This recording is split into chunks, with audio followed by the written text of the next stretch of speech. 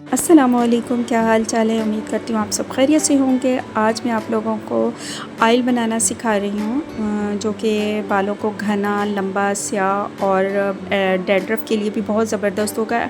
बहुत सारे लोगों को डैंड्रफ का बहुत ज़्यादा इशू होता है, बहुत प्रॉब्लम होता है। उसके लिए मैंने घर पर जो है वो एलोवेरा को जो है वो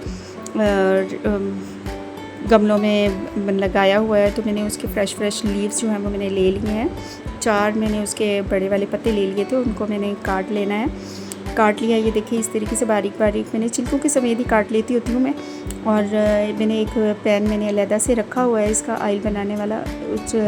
उसमें मैंने 3 अदद जो है वो मैंने प्याज ले लिए हैं मीडियम साइज़ के, और उनको बारीक चॉप कर लिया है। और उसके साथ ही मैंने जो है वो 2 से 3 चम्मच जो है वो मैंने मेथी दाने के ग्राइंड करके वो मैंने इसमें डाल लेने। और मैंने जो है वो 1 लीटर इसमें सरसों का तेल इनफ होता है, मैंने थोड़ा सा ज़्यादा लिया था, 1 से सवा लीटर था मेरे पास। और इसमें मैंने जो है वो पत्ते ले लिए हैं नीम के, और साथ ही मैंने थोड़ा सा लहसुन छील के वो मैंने डाल दिया इसमें। 1 2 4 जवे बहुत होते हैं लहसुन के। और मैंने जो स्टिक है वो मैंने नीम की ही लिए इसमें इस्तेमाल किए। नीम के इतने ज़्यादा फ़ायदे हैं, बहुत ज़्यादा फ़ायदे हैं।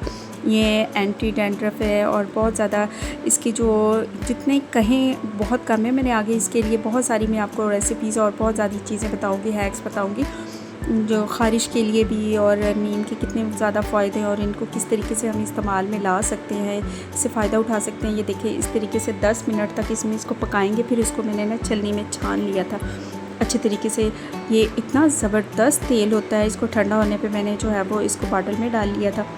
और आप डेली रात में आप इनको बालों में लगाएं।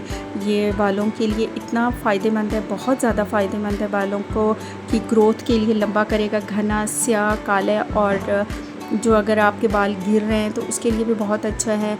और अगर सफ़ेद भी नहीं होने देगा बालों को, इसमें इतनी चिकनाई होती है, बहुत ज़्यादा होती है। आप ये ज़रूर इस्तेमाल कीजिएगा और दुआओं में याद रखिएगा। अपना ख्याल रखिएगा। अल्लाह हाफ़िज़।